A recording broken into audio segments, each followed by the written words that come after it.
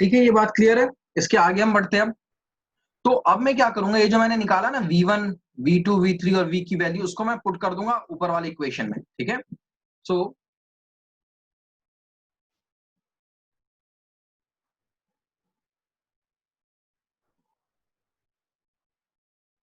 तो देयरफॉर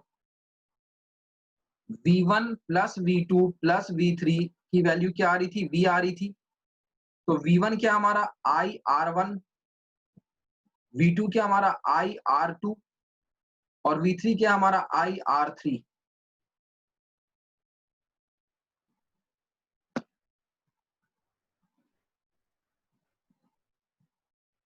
तो is equal to V क्या हमारा IR टोटल। ठीक है, अब यहां से देखो I कॉमन ले लेंगे तो क्या आया, R1 plus R2 plus R3 is equal to IR total. आई दोनों तरफ से कैंसिल हो गया, तो फाइनली जो हमारा आंसर आ रहा है वो ये आ रहा है कि R total is equal to R1 plus R2 plus R3।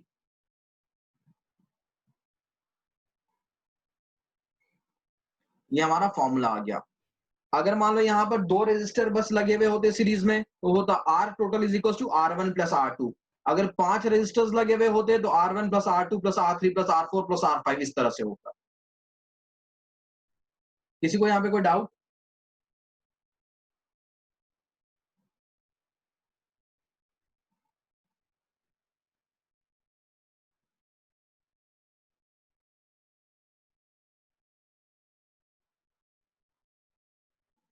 Fine, so just copy it. I'll just be back in a minute.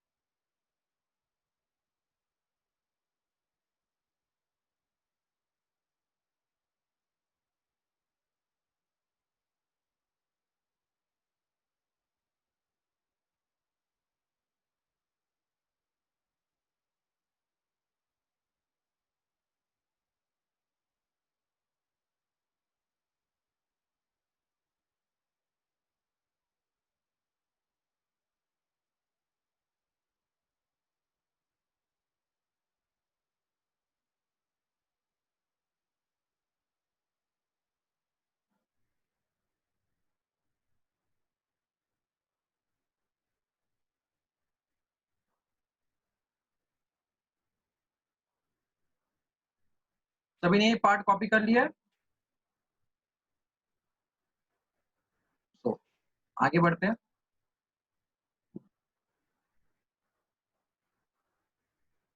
This is a question numerical. बच्चों एक बात ध्यान रखना, जो मैंने अभी डेराइव करवाया है पूरा, वो एग्जाम में भी डेराइव करने को आता है। ठीक है, क्वेश्चन आ जाता है, derive the equation for the total resistance of the resistors connected in series. तो पूरा तुम्हें डायग्राम लिख के पूरा सब कुछ लिखना पड़ता है, तभी जाके मार्क्स मिलेंगे। 3 मार्क्स क्वेश्चन आ सकता है वो। तो this is example 12.7 from NCERT. Question क्या कह रहा है ये देखते हैं। एन इलेक्ट्रिक लैम्प जिसका रेजिस्टेंस 20 ओम है एंड अ कंडक्टर। हर्ष क्या पॉइंट एक्सप्लेन करना है, ये क्वेश्चन या अभी जो मैं कह रहा था उसके बारे में? तो जो आप कह रहे थे, मैं ये कह रहा था कि जो बच्चे मैंने अभी यहाँ पढ़ाया ना, ये पूरा series combination, total resistance in a series combination, ये जो मैंने पूरा डिराइव करवाया है, ठीक है, ये एग्जाम में भी बनाने को आ जाता है। ठीक है, 3 मार्क का क्वेश्चन होता है जहां पे तुम्हें पूरा सर्किट बनाना होता है। ये जो मैंने पूरे स्टेटमेंट लिखे ये लिखने होते हैं और फाइनली प्रूफ करना होता है R total is equal to R1 plus R2 plus R3। तो इसको अच्छे से याद करना, एग्जाम के लिए एक अच्छा खासा क्वेश्चन है। ठीक है, ऐसा नहीं कि सिर्फ फॉर्मूला याद करके बैठ जाओ, पूरा ही याद रखना है इस चीज को। फॉर्मूले का तो यूज करेंगे ही करेंगे एग्जाम जब हम न्यूमेरिकल सॉल्व करेंगे, but we have to learn the whole derivation also. So question है हमारा example 12.7, an electric lamp whose resistance is 20 ohm and a conductor of 4 ohm resistance R connected to a 6 volt battery. ये figure NCERT में दी हुई है, मैंने यहाँ बनाया नहीं है सच दैट कि एक्सप्लेन किया जा सके। Calculate the total resistance of the circuit. तो भाई पहले सबसे पहले हम सर्किट बनाते हैं, ठीक है। देखो इलेक्ट्रिक लैम्प के लिए हम उसको बस ऐसे रिप्रेजेंट कर सकते हैं, ठीक है। इलेक्ट्रिक लैम्प बनाने की जरूरत नहीं है, इसका मतलब ही इलेक्ट्रिक लैम्प ही है। तो यहाँ पर बस ऊपर हम लिख देंगे लैम्प, ये लैम्प है हमारा। और दूसरा कंडक्टर है, उसका रेजिस्टेंस क्या है 4 ओम। तो ये जो है वो हमारा कंडक्टर है। इन दोनों को कनेक्ट किया गया है 6 वोल्ट की बैटरी से। तो ये हम ऐसे बनाएंगे, this is a connection to a 6 volt battery. तो ये हमारा सर्किट कंप्लीट हो गया, इसमें हम एक स्विच लगा देते हैं। Now calculate the total resistance of the circuit, the current through the circuit and the potential difference across the lamp and the conductor. अब बस ये बेसिक डायग्राम बनाना है, ठीक है। इससे ज्यादा कुछ बनाना नहीं होता। जैसे अगर न्यूमेरिकल आता है तो उसमें जो हम डायग्राम बनाते हैं बेसिक डायग्राम बना लेते हैं। अब लैम्प का रेजिस्टेंस क्या, लैम्प को मैं R1 मान लेता हूं कि थोड़ा आसानी रहे। लैम्प का रेजिस्टेंस दिया हुआ 20 ओम और कंडक्टर के रेजिस्टेंस को R2 ले लेता हूं, ये क्या दिया हुआ है 4 ओम दिया हुआ है, ठीक है। और पोटेंशियल डिफरेंस क्या दिया हुआ 6 वोल्ट का दिया हुआ है। Circuit is on. तो जैसे ही सर्किट ऑन होगा करंट कैसे फ्लो करेगा, ऐसे फ्लो करेगा। तो देखो करंट के पास तो एक ही रास्ता है, जो करंट R1 में जाएगा वही करंट R2 में जाएगा एंड फाइनली वही करंट बैटरी में वापस आ जाएगा। तो ये सीरीज में कनेक्टेड है। सो अब सबसे पहले क्वेश्चन में क्या पूछा, what is the total resistance of the circuit. तो हमें पता है सीरीज में हम सबसे पहले क्या लिखेंगे। देखो क्वेश्चन में क्या लिखा हुआ है कि सीरीज में कनेक्टेड है, नहीं, हमने ये खुद से डिड्यूस किया, ठीक है। खुद से हमें वो चीजें समझ में आई। So since lamp and conductor are connected in series,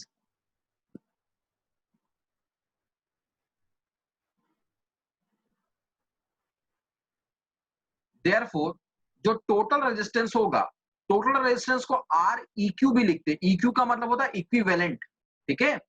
so are इक्यू जो हो जाएगा ये हो गया हमारा, आर टोटल भी लिख सकते हो, ठीक है, कंफ्यूज मत होना।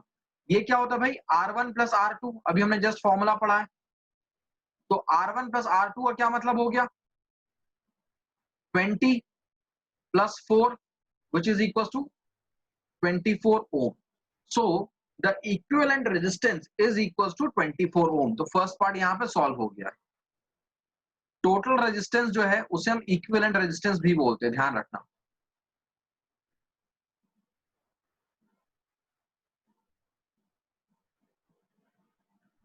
किसी बच्चों को यहां पे कोई doubt.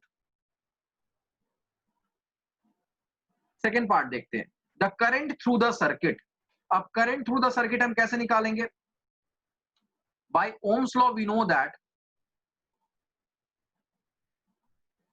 B is equal to I R, ठीक है।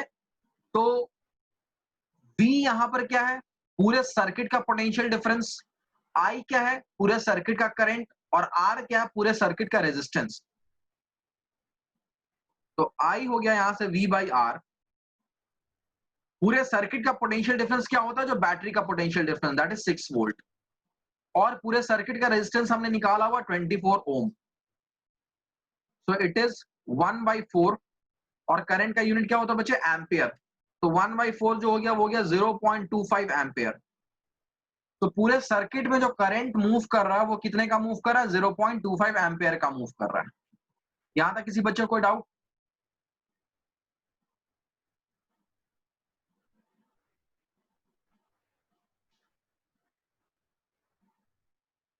आगे बढ़े, कॉपी कर लिया सभी ने।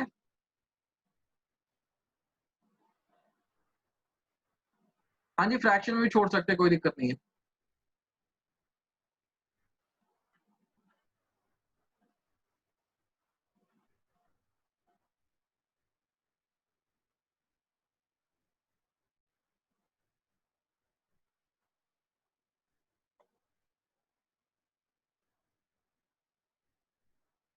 अब देखो थर्ड पार्ट देखते हैं, that is C part of the question. Question कह रहा था potential difference across the electric lamp and the conductor. तो इलेक्ट्रिक लैम्प क्या हमारा R1 है, कंडक्टर क्या R2। तो पोटेंशियल डिफरेंस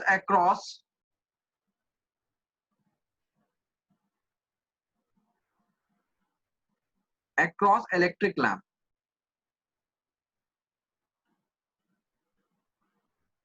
इसे हम क्या बोलेंगे, इसे हम बोलेंगे V1। ठीक है, क्योंकि हमें पता है कि सीरीज कॉम्बिनेशन में क्या होता है, पोटेंशियल डिफरेंस अलग अलग होता है। तो V1 का फॉर्मूला क्या हो जाएगा भाई, I इंटू R1। मैंने अभी पीछे किया था। I हमने क्यों लिखा है, because the same current flows through the circuit, और R1 क्या है, उसका रेजिस्टेंस। तो I की वैल्यू है 1/4 जो भी हमने पीछे निकाला था, और R1 what is the resistance of the electric lamp, that is 24/5, so it is equal to 5 volt. तो V1 की वैल्यू क्या आ रही है, 5 वोल्ट। नेक्स्ट हमें क्या निकालना है, पोटेंशियल डिफरेंस अक्रॉस कंडक्टर। सो इसको मैं V2 बोल रहा हूं। तो V2 क्या हो जाएगा भाई, IR2। I क्या आ रहा, 1/4, और R2 की वैल्यू क्या आई है, 4। तो 4 से 4 कट गया, ये क्या बचा, 1 वोल्ट। तो V1 की वैल्यू आ रही 5 वोल्ट, V2 की वैल्यू आ रही 1 वोल्ट। बच्चे एक रफ में एक चीज करके देखते हैं, हमने क्या पढ़ा था, V is equal to V1 plus V2 हुआ था। अब यहां पर देखो V क्या है 6, V1 क्या है 5, V2 क्या है 1, तो 6 इक्वल टू 6 आ गया। तो हमने जो ये पार्ट पढ़ा था वो सही पढ़ा था, वेरीफाई हो गया कि सीरीज कनेक्शन में जो potential difference of the circuit होता है, it is equal to the sum of potential difference across the devices. ये बात समझ में आ गई, किसी बच्चे को कोई doubt?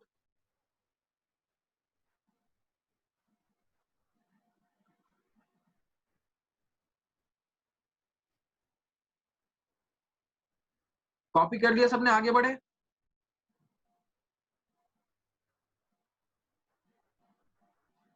Fine, let's move ahead.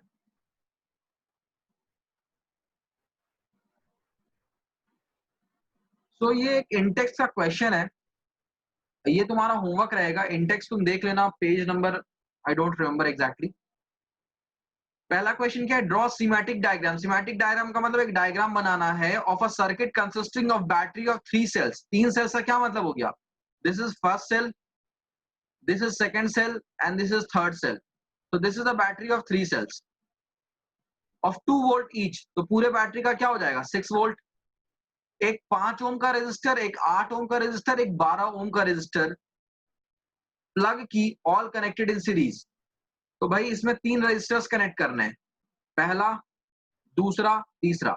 अब देखो अगर ये वैल्यू 5 ओम, 8 ओम और 12 ओम दी हुई, इसका मतलब ये नहीं कि रेजिस्टर का सिंबल अलग अलग होगा, सिंबल सेम ही होगा। ठीक है, और इसमें लगा हुआ एक प्लग की, तो प्लग की को यहां लगा देते हैं।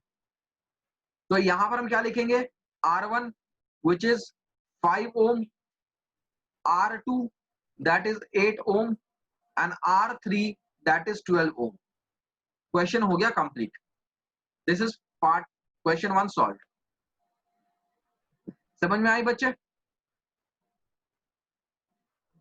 अब सेकंड पार्ट क्या कह रहा है, मैं करवा ही देता हूं। सेकंड पार्ट ये कह रहा है, redraw the circuit of question 1। मतलब 1 में जो चीजें वो तो रहेंगी रहेंगी, putting in an ammeter to measure the current through the resistors and a voltmeter to measure the potential difference across 12 ohm resistor। अब करंट मेजर करने के लिए हमें क्या लगाना है, एमीमीटर। पूरे सर्किट में करंट तो सेम ही होता है, तो एमीमीटर हम कहीं भी लगा देंगे ना, कहीं भी लगा देंगे, गलत नहीं होगा। मैं यहां बैटरी के पास इधर लगा दूं, R1 R2 के बीच में लगा दूं, R2 R3 के बीच में लगा दूं, प्लग की और बैटरी के बीच में लगा दूं, मेरी मर्जी। क्योंकि करंट सेम है सर्किट में, तो एमीमीटर में कहीं भी लगाऊंगा गलत नहीं होने वाला। लेकिन वोल्ट मीटर जो मुझे पोटेंशियल डिफरेंस मेजर करना, सिर्फ 12 ओम रेजिस्टर्स के अक्रॉस मेजर करना है। ठीक है, तो इसमें मैं क्या ऐड करूंगा, मैं ये दिखा रहा हूं। एमीमीटर में कहीं भी लगा सकता हूं, राइट।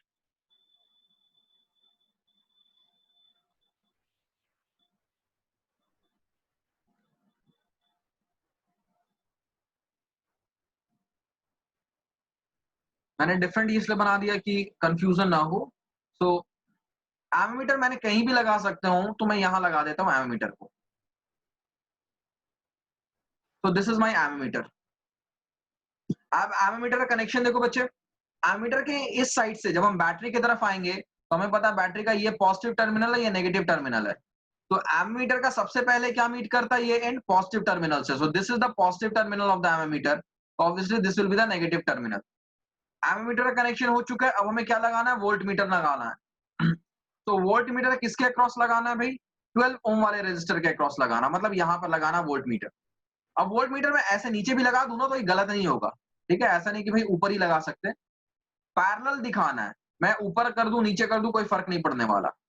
वोल्ट मीटर का कनेक्शन देख लो, वोल्ट मीटर के इस साइड किसी भी साइड से, मान लो मैं ये साइड पकड़ता हूं, इससे देखता हूं बैटरी का सबसे पहले कौन सा हिस्सा आता है, बैटरी का पॉजिटिव पार्ट आता है। सो this is the positive end of the volt meter, this is the negative end of the volt meter. तो ये पार्ट क्लियर हो चुका है। क्वेश्चन में फर्दर क्या बोला, what would be the reading of ammeter and voltmeter. तो ammeter क्या मेजर करता है, करंट, तो बताओ करंट क्या है, और वोल्ट मीटर क्या मेजर करता है, पोटेंशियल डिफरेंस, तो बताओ पोटेंशियल डिफरेंस क्या है। सो करंट निकालने के लिए हमें क्या चाहिए, देखो ओम्स लॉ के अकॉर्डिंग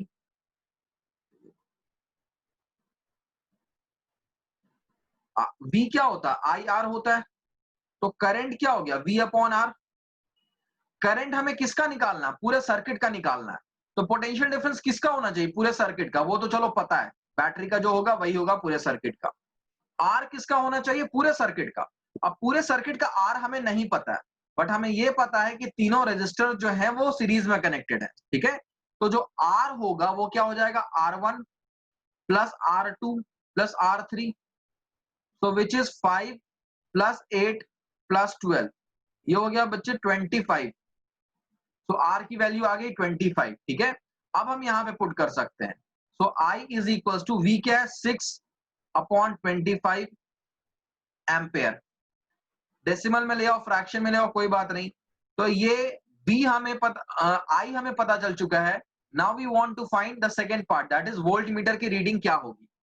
तो भाई वोल्ट मीटर की रीडिंग को मैं यहां पर निकालता हूं।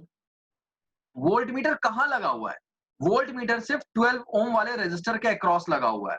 तो वोल्ट मीटर की रीडिंग क्या शो करेगी, वोल्ट मीटर की रीडिंग सिर्फ 12 ओम वाले रेजिस्टर के अक्रॉस जो पोटेंशियल डिफरेंस होगा, इसको मैं V3 बोलता हूं, सिर्फ V3 शो करेगी, ठीक है। तो वोल्ट मीटर, क्योंकि एक ही वोल्ट मीटर है जो कि 12 ओम वाले रेजिस्टर के अक्रॉस लगा हुआ है, तो वोल्ट मीटर की जो रीडिंग शो करेगी वो सिर्फ 12 ओम वाले रेजिस्टर का पोटेंशियल डिफरेंस शो करेगी। सो जो मुझे पीडी निकालना है, पोटेंशियल डिफरेंस या रीडिंग ऑफ वोल्ट मीटर जो मुझे निकालना है,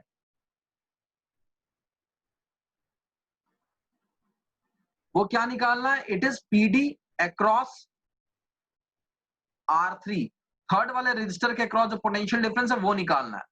तो V3 क्या होगा, IR3, फॉर्मूला हम बार बार देखते आ रहे हैं, क्योंकि करंट सेम होता है इसलिए मैंने यहाँ पे I लिखा है, I3 नहीं लिखा है, ठीक है, करंट सेम होता है, दैट्स व्हाई I लिखा है।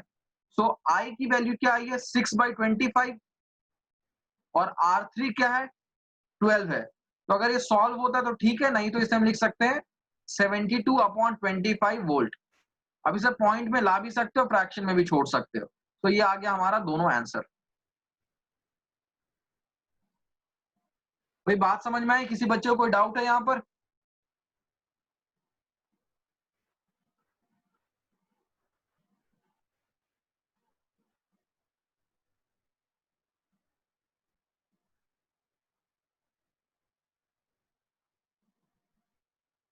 तो ये हमारा इस टॉपिक सीरीज का लास्ट क्वेश्चन था। इस पे बहुत सारे न्यूमेरिकल हैं, मैं व्हाट्सएप ग्रुप में लिख दूंगा, वो न्यूमेरिकल सॉल्व करना, कंसेप्ट थोड़ा और क्लियर होगा। नेक्स्ट क्लास में हम पैरेलल कॉम्बिनेशन पढ़ेंगे, बट उसके पहले सीरीज कॉम्बिनेशन को अच्छे से, मतलब 2-3 बार बना लेना कि रट जाए, तभी जाके पैरेलल भी अच्छे समझ में आएगा। नहीं तो क्या होगा ना, सीरीज और पैरेलल में कंफ्यूज रहोगे, और वो कंफ्यूजन कभी दूर नहीं होने वाला फिर। तो ये लास्ट टॉपिक था, सेशन एंड हो गया है। अगर तुम लोगों ने लिख लिया है, ये चीज कॉपी कर लिया है, तो तुम सेशन लीव कर सकते हो, ठीक है। सभी ने लिख लिया होगा तो I will and the session.